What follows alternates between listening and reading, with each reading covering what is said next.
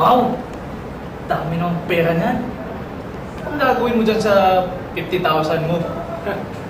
Bili ako ng insurance policy, educational, o life insurance. Eh, bakit insurance pa? Hindi na lang sa urban at rural banks ko. Eh, tapos na yun eh. Insurance naman. Well, ganito kasi yan pare. Sa mga panahon na magulo yung ekonomiya, lalo na ngayon, pag may financial crisis, kailangan natin protektahan ng ating pera. Kailangan assured tayo na gumagana yung pera natin para sa atin. Kailangan natin ng benefits. Talaga? Paano? Well, kapag may insurance ka, marami kang makukuha ang benefits galing sa kumpanya mo. Example, pag may educational plan ka, sagot na ng insurance company mo ang tuition fee ng anak mo. Depende kung ilang taon yung nasa kontrata nyo. Okay, O diba panalo? Meron pang grade school, may pang high school, may pang college pa. Teka. Eh, paano naman yung ano? Paano naman yung life insurance? Ayaw nga, no? Yung life insurance, para sa'yo. Pag namatay ka na, ha? Paano yun? Patay na nga ako eh. Paano ko pa makukuha yung benefits? Chill ka lang.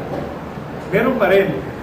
Depende lang sa mga terms and conditions na nakalagay sa contract nung binili mo yung insurance policy. For example, kung mamamatay yung isang tao na may life insurance company nang bahala magpalibing sa kanya. First class lahat ng gagamitin. Depende na lang kung anong klaseng insurance policy yung binili niya. Halos wala nang gagastusin yung mga kapamilya niya at hindi na problemahin yung pagpapalibing sa kanya. If ever mamatay ka naman, na bago yung specific date na nakalagay, or specific age na nakalagay ito sa kontrata, pwede mo uling makuha yung perang nilagay mo. Pero, depende na naman to sa terms and conditions ng kontrata mo. Okay yan Eh, teka. Paano yan? Eh, konti lang yung pera ko. Tignan mo, 10,000 lang, oh.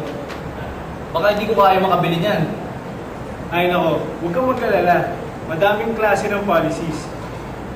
May iba-iba yung presyo. Suitable para sa iba't ibang tao na may income classes. Para lahat may pagkakataong makabili. Okay Di ba kakabili na ako? Sandali lang. Dahil iba-iba yung presyo, iba-iba din ang benefits. Siyempre, mas lugi yung mga mura kaysa doon sa mga pinakamahal. Pwede na. Eh, teka. Eh, ano naman yung mga major downside ng insurance na yan? Well, madami-dami rin. Hindi rin naman basta maglalabas ng pera yung insurance companies eh. Para sa lahat, di ba? Maraming terms and conditions na nakalagay na kapag di nakasunod, bye-bye ka na sa investments mo at sa ilang benefits mo. Isa pa, ay maraming requirements na kailangan mong may pasa bago ka makakuha ng insurance policy. For example, sa mga life insurances, kailangan in good health ka bago ka nila bigyan. At syempre, iimbestigahan ka rin ng mga kumpanyang to kung qualified ka talaga. Sandali, meron pa. Meron din mga pagkakataon na kapag hindi mo nasunod yung mga terms and conditions na nakalagay sa kontrata, for the next years, pagkatapos mo mabili yung policy, for example, pwedeng in good health ka ngayon nung binili mo, pero in a few months, may sakit ka na, pwede rin mawala yung investments mo. O kaya ngayon, for example, may economic crisis, maraming fluctuations. Unpredictable kasi yung future. Pero ang pinakamalupit na pwede mangyari sa investment mo ay malugi dahil sa bad management.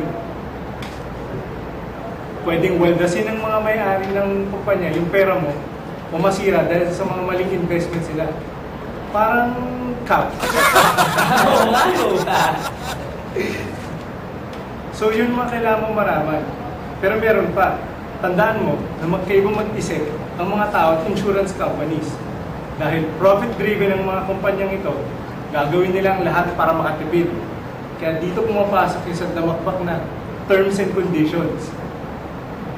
Para naman sa mga taong may insurance, gusto nila maximum benefit.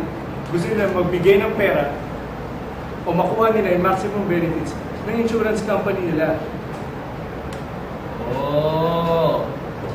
Eh, teka, sandali. Ano ba yung kumpanya na safe para makabili ako ng mga makakuha ako ng magandang policy? Well, syempre tanggal na yung cap dyan. Madami pare. Nasa top 15 ng bansa as of 2007 ang Film Life, Ayala Life, Prudential, at marami pang iba. Check mo na lang sa internet. Halos lahat ng mga kumpanya ito may mga website eh.